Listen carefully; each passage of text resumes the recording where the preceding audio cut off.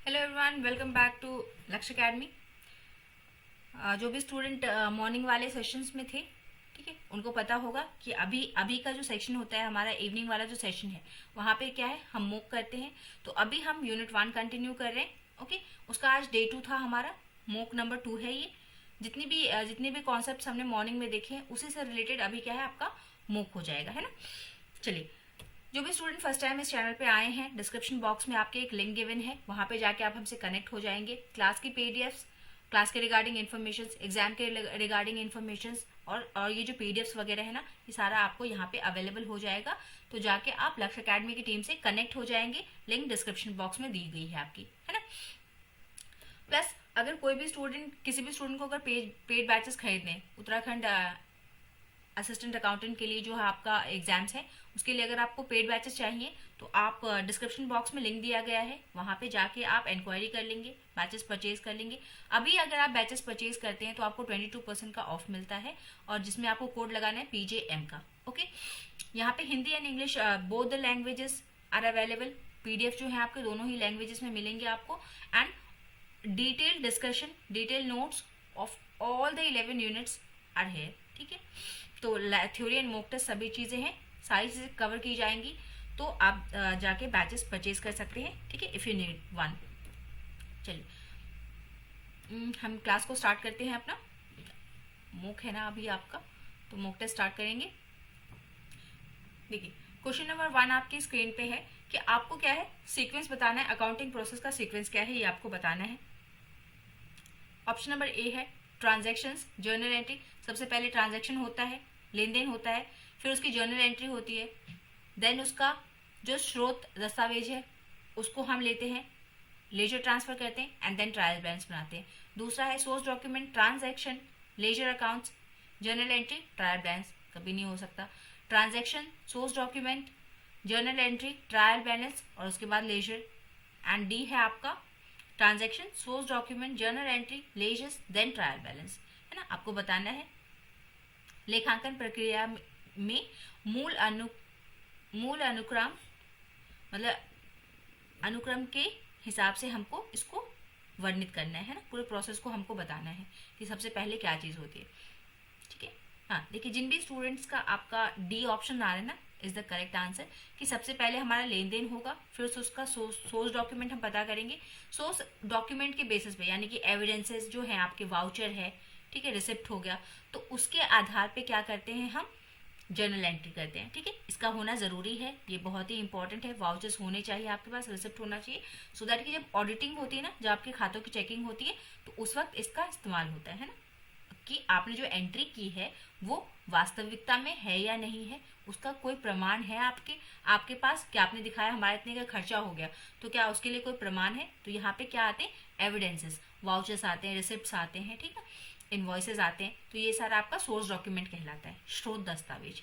Then उसकी हम journal entry कर लेते हैं, जर्नल एंट्रीज को फिर हम लेजर में ट्रांसफर करते हैं, और लेजर से वो जाता है ट्रायल बैलेंस में, ट्रायल बैलेंस से फिर आपका बनता है प्रॉफिट एंड ट्रेडिंग, एंड फिर profit and loss and trading account. जो मैन्युफैक्चरिंग है वो क्या बनाती है, आपका ट्रेडिंग बनाती है, और बाकी जितने भी बिजनेस है प्रॉफिट एंड लॉस सब बनाता है, बट जो ट्रेडिंग है वो जो मैन्युफैक्चरिंग वाली कंपनीज है वही बनाती है। ठीक है, फिर प्रॉफिट एंड लॉस के बाद हम आ जाते हैं फाइनल अपने बैलेंस शीट पे। ठीक है, चलिए नेक्स्ट आपका क्वेश्चन है, क्वेश्चन नंबर 2।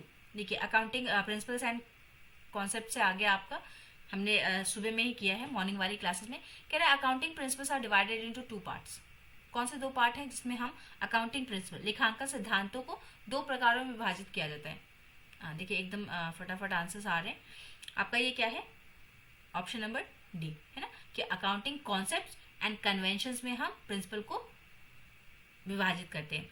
सिद्धांत कितने दो प्रकार से होते हैं आपके, एक अवधारणाएं होती हैं और एक परंपराएं, जो परंपरागत तरीके से चली आ रही हैं, और कुछ जो है हमारे पास लिखित रूल्स एंड रेगुलेशंस हैं जिसको हम फॉलो करते हैं, वो अवधारणाएं कहलाती हैं हमारी। क्वेश्चन नंबर 3 कहता है आपका, the journal entry involving more than 2 accounts being debited and credited is referred to as. ऐसी जर्नल एंट्रीज जिसमें 2 या 2 से अधिक आपके जो खाते हैं वो प्रभावित होते हैं और उनके क्रेडिट और डेबिट्स होते हैं, उसको हम कैसी एंट्री बोलते हैं, जर्नल एंट्री बोलते हैं, कंपाउंड एंट्री, एडिशनल या मल्टी एंट्री, है ना। जर्नल प्रविष्टि, मिश्रित प्रविष्टि, अतिरिक्त प्रविष्टि या बहु प्रविष्टि। नहीं, मल्टी नहीं बोल सकते हम, एडिशनल भी नहीं है, ये क्या है आपका कंपाउंड एंट्रीज है। ठीक है, ये कंपाउंड एंट्री है हमारी। क्वेश्चन नंबर 4 बताएंगे। क्वेश्चन नंबर 4 आपका कहता है कि liabilities and assets amount to ₹50,000, sorry liabilities 50,000 है आपकी, असेट्स क्या है आपकी 78,000। The difference amount will represent, जो इनका अंतर होगा इन दोनों राशियों का, मतलब लायबिलिटीज एंड असेट्स का जो अंतर होगा उसको हम क्या बोलेंगे, क्रेडिटर्स, डिवेंचर्स, प्रॉफिट या फिर कैपिटल, क्या बोलेंगे। हमने किया था ना कल, एक हमने किया था कि owner's equity is equal to what, owner's equity बोलिए, कैपिटल बोलिए, सिर्फ इक्विटी बोलिए, स्टेक होल्डर्स इक्विटी बोलिए, बहुत से नाम है इसके। तो ये क्या होता है हमारा, डी करेक्ट है। ये क्या होता है हमारा कि जब हम अपने असेट्स में से लायबिलिटीज को माइनस कर देते हैं तो हमको क्या मिलता है, यहाँ पे हमारा इक्विटी मिलता है। सॉरी, यहाँ कैपिटल नहीं होगा, यहाँ पे क्या है देखिए हमारा, हाँ नहीं कैपिटल ही होगा क्योंकि हमारा असेट ज्यादा है ना, असेट्स ज्यादा है, नहीं सॉरी यही होगा कि हमारे यहाँ पे असेट्स हमारा क्या है 78,000 और जो लायबिलिटीज है वो 50,000 ही है, तो बाकी जो बचा वो हमारा क्या है, हमारा कैपिटल हो जाएगा, पूंजी हो जाएगा, ओके, इक्विटी हो जाएगा। नेक्स्ट बताएंगे, which accounting concept satisfy the valuation criteria, है ना, कौन सी लेखांकन अवधारणा मूल्यांकन मानदंड को पूरा करता है। Going on concern, realisation and cost वाला, going on concern, cost dual aspect, cost dual aspect, conservatism, realisation, conservatism और गोइंग ऑन, है ना। हमारा मूल्यांकन वैल्यूएशन उसको कौन पूरा करता है। जब हम, मतलब सिंपल क्वेश्चन का कहने का मतलब है कि जब हम वैल्यूएशन करते हैं, जब अपने असेट्स का, है ना, इन सब चीजों का जब हम वैल्यूएशन करते हैं, जब उसका एक्चुअल मूल्य पता करेंगे तो हमको क्या चीजें ध्यान में रखनी होंगी, कौन कौन सी अवधारणाओं को ध्यान में रखना पड़ेगा, ABCD। देखिए जो भी स्टूडेंट आपका आंसर ए दे रहे हैं ना, इट इज एब्सोल्युटली करेक्ट कि सबसे पहले हमको ध्यान में रखना है वैल्यूएशन अगर हम कर रहे तो हम ये मान के चलते हैं कि जो बिजनेस है वो निरंतर चलता रहेगा या चलता आ रहा है। देन उससे हमको जब उसका वैल्यूएशन करेंगे तो उसका एक्चुअल रियलाइजेबल वैल्यू कितना है, उससे हमको मार्केट से कितना पैसा मिल जाएगा, कितना रियलाइजेशन होगा हमको। देन उसका एक्चुअल कॉस्ट क्या था, है ना, एक्चुअल कॉस्ट से हम कंपेयर करेंगे, हिस्टोरिक कॉस्ट बुक वैल्यू से हम कंपेयर करेंगे कि हमको उस वैल्यूएशन में क्या हुआ, नफा हुआ, नुकसान हुआ। ठीक, तो जिन्होंने भी आंसर ए दिया है इज करेक्ट। नेक्स्ट आएंगे question number 6, credit purchase during the year is ascertain bye preparing, वर्ष के दौरान ऋण खरीद का पता डैश तैयार करके लगाया जाता है। क्या तैयार करते हैं हम, क्रेडिट परचेजेस, हमने उधार पे सामान खरीदा है, बेचा नहीं है। जब हम खरीदते हैं तो हम क्या हो जाते हैं, हम ऋणी हो जाते हैं, है ना। परचेज करेंगे तो ये क्या हो जाएगा हमारा टोटल क्रेडिटर्स अकाउंट, हमको पता चलेगा कि टोटल क्रेडिटर्स अकाउंट से हमको पता चलेगा कि हमने कितना क्रेडिट परचेज किया है ना। अगर हम बेचेंगे तो हमारा क्या बनेगा, डेटर्स बनेंगे, है ना, मतलब वो हमको पैसा देंगे, वो हमारे डेटर्स होंगे। बट हमने खरीदा है तो वी आर द डेटर्स और जिनसे हमने खरीदा है वो हमारे क्या है, क्रेडिटर्स हैं। ओके, चलिए next, the accounting convention do not include, accounting convention हमने देखे थे ना, 4 अकाउंटिंग कन्वेंशन मॉर्निंग में हमने किया हुआ है। तो बताइए अकाउंटिंग कन्वेंशन में इनमें से कौन सा नहीं आता है, डेप्रिसिएशन, कंजर्वेटिज्म, कंसिस्टेंसी कन्वेंशन या फुल डिस्क्लोजर कन्वेंशन। लेखांकन सम्मेलनों में ये शामिल नहीं है, कौन शामिल नहीं है, सम्मेलन बोले या परंपराएं बोले, उनमें कौन सा शामिल नहीं है, मूल्यह्रास सम्मेलन, रूढ़िवादी सम्मेलन, देन योर संगति या पूर्ण प्रकटीकरण। जी जो भी लोग आंसर ए दे रहे हैं करेक्ट। डेप्रिशिएशन कुछ नहीं होता है, यहाँ पे आप क्या रखेंगे, मटेरियलिटी होता है, ठीक है, मटेरियलिटी होता है, कंजर्वेटिज्म होता है, consistency and full disclosure. Okay, चलिए question number 8, historical cost concept require the valuation of an asset at, historical cost concept ऐतिहासिक लागत अवधारणा के लिए किसी परिसंपत्ति का मूल्यांकन इस आधार पे किया जाना चाहिए, किस आधार पे, मूल्य लागत पे, परिस्थापन मूल्य पे, शुद्ध वसूली योग्य मूल्य पे या बाजार मूल्य पे, ओरिजिनल कॉस्ट पे, रिप्लेसमेंट, नेट रियलाइजेबल या मार्केट वैल्यू। हिस्टोरिकल से क्या लग रहा है, इसमें से कौन सा हो सकता है जी? ये क्या है आपका ओरिजिनल। कोइंसिडेंटली सबके आंसर्स ए ही आ रहे हैं आपके, है ना। देखिए ये क्या है आपका ओरिजिनल कॉस्ट, मतलब जिस कॉस्ट पे हमने खरीदा था वो बात कैसी होगी, हिस्ट्री की बात होगी। तो ऐसे हम याद रख सकते हैं कि हिस्टोरिकल कॉस्ट कॉन्सेप्ट क्या है, ओरिजिनल कॉस्ट। चलिए question number 9, double entry system से। Double entry accounting system is, क्या होता है, useful for small businesses, option A. Accounting, this accounting system involves all the interested parties of the accounting information. Third, accounting system in which transactions are recorded from a single aspect. ये तो कतई नहीं हो सकता, यहाँ double की बात कर रहे हैं, यहाँ आप सिंगल की बात कर रहे हो, कभी नहीं हो सकता। Accounting system in which the business transaction are recorded from the dual aspect, है ना, double dual aspect. Small businesses में नहीं लगाया जाता, इंटरेस्टेड पार्टीज की कोई बात नहीं है इसमें, है ना। जरूरी नहीं है कि सिर्फ पार्टीज की ही बात हो, यहाँ असेट्स भी हो सकता है ना, और चीज़ें भी हो सकती हैं। ये हमने काट ही दिया, तो हमारा आंसर क्या बचा, डी। जिन्होंने भी डी दिया है एकदम करेक्ट है आप, एब्सोल्युटली राइट। तो इसमें क्या है, अकाउंटिंग सिस्टम जो है बिजनेस ट्रांजैक्शन वो दो तरीके से, दो एस्पेक्ट से हम लेके चलते हैं कि कुछ अगर डेबिट हुआ है तो कुछ ना कुछ क्रेडिट कहीं ना कहीं हुआ होगा, ठीक है। एक अकाउंटिंग सिस्टम जिसमें व्यावसायिक लेन देन दोहरे पहलू से दर्ज किए जाते हैं, इसी को हम क्या बोलते हैं, double entry accounting system. Okay चलिए next question number 10, as per the matching concept. Matching concept हमने किया है सुबह में, अच्छे से किया है। तो मैचिंग कॉन्सेप्ट जो है वो क्या हमको बताता है कि revenue minus what is equal to profit. Revenue minus expenses कर देंगे तो हमको प्रॉफिट मिलेगा, लायबिलिटीज कर देंगे तो, लॉसेस कर देंगे तो, या असेट्स हटा देंगे तो। मिलान अवधारणा के अनुसार राजस्व माइनस व्हाट, राजस्व में से क्या घटाया जाए कि हमें लाभ मिल जाए, व्यय घटा दिया जाए, देयताएं, घाटा, संपत्ति क्या घटा दे। तो हम यहाँ पे क्या घटा देंगे, आपका एक्सपेंसेस। एकदम सही कि मैचिंग कॉन्सेप्ट क्या कहता है, मैचिंग कॉन्सेप्ट कहता है पहला काम आप करेंगे कि एक अकाउंटिंग ईयर का निर्धारण करेंगे। दूसरा काम क्या करेंगे, सारे रेवेन्यूज को एक जगह आप इकट्ठा करेंगे, सारे व्यय यानी कि एक्सपेंसेस को एक जगह इकट्ठा करेंगे, फिर इन दोनों को आप मिलान करेंगे, मैच करेंगे, ठीक है। जब इन दोनों का मिलान करेंगे, मैच करेंगे कि क्या ज्यादा क्या कम हुआ, रेवेन्यू ज्यादा आया या खर्चा ज्यादा हुआ, तो इससे आपको अपनी एक्चुअल स्थिति का, वास्तविक स्थिति का पता चलेगा कि आप मुनाफे में हैं या घाटे में गए, ठीक है। तो यही आपको मैचिंग कॉन्सेप्ट बताता है। This is your question number 10। Question number 11 कहता है कि the comparison of financial statement of one year with that of the another year is possible only when dash concept is followed। एक वर्ष के वित्तीय विवरण को दूसरे वर्ष के वित्तीय विवरण से तुलना करना तभी संभव हो पाएगा जब आप डैश अवधारणा का पालन करेंगे, है ना। कौन सी अवधारणा है ये बताना है आपको। ये गोइंग कंसर्न अवधारणा है, एक्यूरल है, कंसिस्टेंसी है या मटेरियलिटी है। चालू व्यवसाय, है ना, जब आप मानेंगे कि बिजनेस क्या है, एक चालू व्यवसाय है जो कि निरंतर चलती रहेगी, आप ये मानेंगे तब आप कर पाएंगे। उपार्जन के बेसिस पे कर पाएंगे, संगति के बेसिस पे कर पाएंगे या भौतिकता के बेसिस पे कर पाएंगे, है ना। भौतिकता, मटेरियलिटी, तो आपको बताना है ना, सॉरी, ये आप कब कर पाएंगे जी। गोइंग ऑन कॉन्सेप्ट अगर आप मानते हैं तभी आप क्या है कि एक साल से दूसरे साल को कंपेयर कर पाएंगे, है ना। अगर आप मान के चल रहे कि अगर हम 2024 में बिजनेस कर रहे हैं तो हम आगे भी बिजनेस करेंगे, तभी आप दोनों को कंपेयर कर पाएंगे ना।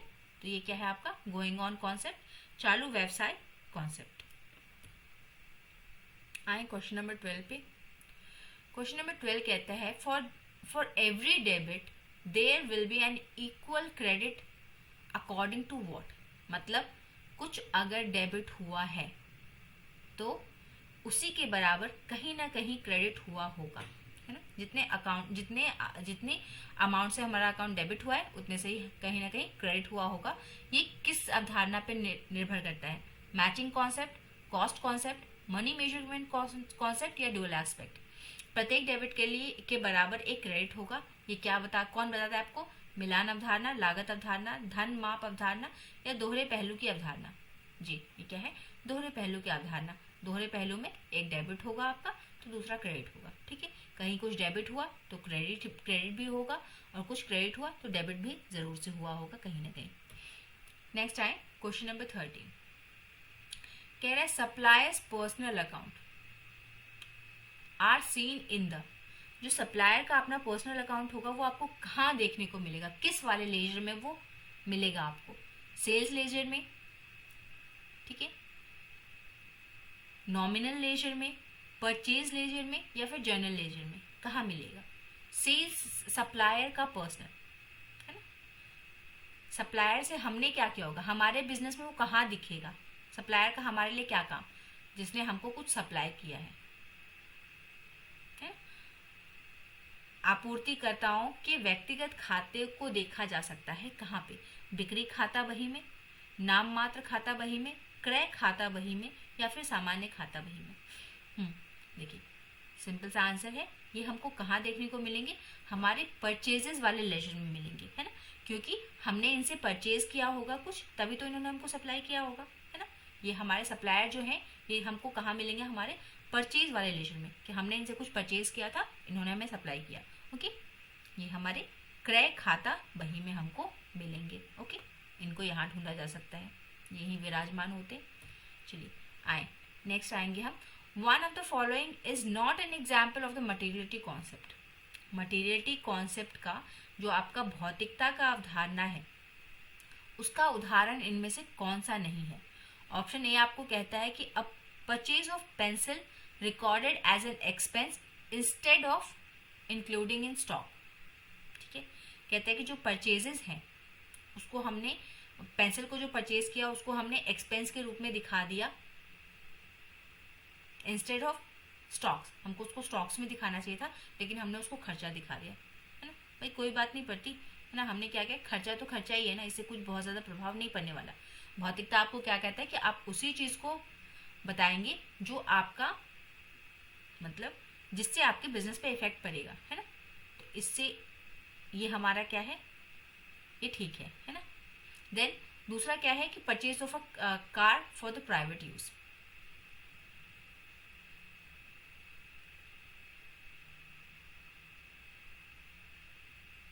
नहीं, इससे प्रभाव पड़ेगा, है ना, हाँ, इससे प्रभाव पड़ेगा। Purchase of a car for the private use, हमने प्राइवेट यूज के लिए कार खरीदा है। फिर purchase of plant for the business, हमने बिजनेस के लिए एक प्लांट खरीदा है, ठीक है, हाँ ये भी ठीक है, अच्छी बात है, इससे प्रभाव पड़ेगा बिजनेस को। देन आपका क्या है, ये फोर्थ ऑप्शन क्या कहता है कि purchase of building to extend its business, हमने कोई बिल्डिंग खरीदी है बिजनेस को बढ़ाने के लिए। भाई अवश्य प्रभाव पड़ेगा इसका, है ना, जरूरी है, प्रभाव पड़ेगा ही पड़ेगा। आपको यहाँ बताना है कि किसका प्रभाव बिजनेस पे नहीं पड़ेगा, है ना, किस एक ट्रांजैक्शन का प्रभाव बिजनेस पे कुछ नहीं पड़ने वाला। निम्नलिखित में से कौन सा एक भौतिकता अवधारणा का उदाहरण नहीं है ना, मतलब किससे बिजनेस पे प्रभाव नहीं पड़ने वाला है। देखिए ये यहाँ पे हमने खर्चा दिखा दिया, जबकि उसको हमको कहाँ दिखाना था, असेट्स में दिखाना था, ठीक है। तो हो गया ना, हमारा पूरा का पूरा अकाउंट ही बदल गया, है ना। ये हमारा हो गया नॉमिनल अकाउंट, और ये स्टॉक यानी कि असेट हमारा कैसा था, रियल अकाउंट। तो ये बहुत बड़ी गलती हो गई। फिर हमने प्राइवेट यूज के लिए कार परचेज किया, इससे बिजनेस का कोई लेना देना नहीं है हमारा, है ना। हम अपने प्राइवेट यूज के लिए कुछ भी खरीद रहे, उससे बिजनेस का क्या लेना देना, क्योंकि ओनर और बिजनेस जो है वो अलग अलग एंटिटीज हैं, दोनों का अपना अपना अस्तित्व है। पहला ही कॉन्सेप्ट हमको ये बताता है, ठीक है, इन दोनों का प्रभाव पड़ेगा। तो आपका करेक्ट ऑप्शन क्या हो जाएगा यहाँ पे, बी, कि कौन मटीरियलिटी नहीं है, ये मटीरियलिटी नहीं है, इससे हमारे बिजनेस को कोई असर नहीं पड़ने वाला, तो हमको इसका कोई टेंशन नहीं लेना है, लोड नहीं लेना है। This was the second last question of the day and this is your last question of the day. 15 question हम डेली करते हैं कि द डिस्क्लोजर कन्वेंशन रिक्वायर्स, जो डिस्क्लोजर का कन्वेंशन है उसमें हमको क्या पता होना चाहिए कि full disclosure of all the material facts that can effect the financial statement, ये मतलब है। दूसरा कहता है that the profit should be realised, profit realise होना चाहिए, क्या डिस्क्लोजर का मतलब ये होता है। Third, matching of income and expenses for a particular period, ये तो मैचिंग कॉन्सेप्ट का है ना। देन फोर्थ कहता है, डी ऑप्शन कहता है कि the business to avoid being dissolve in near future, ये तो गोइंग ऑन की बात है। प्रगटीकरण सम्मेलन के लिए आवश्यक है, क्या आवश्यक है कि वित्तीय विवरण को प्रभावित करने वाले सभी महत्वपूर्ण तत्वों का पूर्ण प्रगटीकरण किया जाए। यही आपका सही उत्तर है। जिन्होंने ए दिया है बिल्कुल सही है कि डिस्क्लोजर, फुल डिस्क्लोजर क्या कहता है कि there should be a full disclosure of all the material facts, मतलब मटेरियल मतलब जो जरूरी है बिजनेस के लिए, और जरूरी हो और ऐसे हो जिससे कि फाइनेंशियल स्टेटमेंट, वित्तीय विवरण प्रभावित हो, मतलब हमारे वित्त पे कोई प्रभाव पड़े, उन्हीं चीजों को हम डिस्क्लोज करेंगे। बाद बाकी हमको कोई मतलब नहीं पड़ता। वो मटेरियल होना चाहिए, इंपॉर्टेंट होना चाहिए, और इम्पॉर्टेंट कैसा है? इम्पॉर्टेंट ऐसा इम्पॉर्टेंट जो हमारे वित्त को प्रभावित कर रहा हो, फाइनेंशियल स्टेटमेंट को प्रभावित कर रहा हो, उसको ही हम क्या है डिस्क्लोज करेंगे, वरना हमको कोई जरूरत नहीं है उसको प्रकट करने की। ठीक है, चलिए, तो these were the 15 questions of the day. ये 15 क्वेश्चंस हैं जिनके सारे सही हैं। बहुत अच्छी बात है, आपका मतलब आपका बेस फाउंडेशन बहुत स्ट्रांग है, अच्छा है। अगर जिनका कुछ भी गलत हो रहा है तो प्लीज जाके रिविजन करेंगे आप, पीडीएफ से कीजिए, बुक से कीजिए, जो भी सोर्स मिलता है, जहां से भी मिलता है वहां से रिवीजन कीजिए, बट अपना बेस स्ट्रांग कर लीजिए, है ना। हम एक और जो क्लास अभी जो कल की क्लास होगी उसमें थोड़ा सा और हम बेसिक्स देख लेंगे, और उसके बाद हम सीधा मूव कहाँ कर जाएंगे, आपके जो थोड़े एडवांस क्वेश्चंस हैं, एडवांस कॉन्सेप्ट्स हैं, उन पे हम चले आएंगे। फिर हम ये अकाउंटिंग के बेसिक से ऊपर वाले सेशन में आ जाएंगे। ठीक है, तो thank you everyone, have a nice and wonderful day, good night, good evening.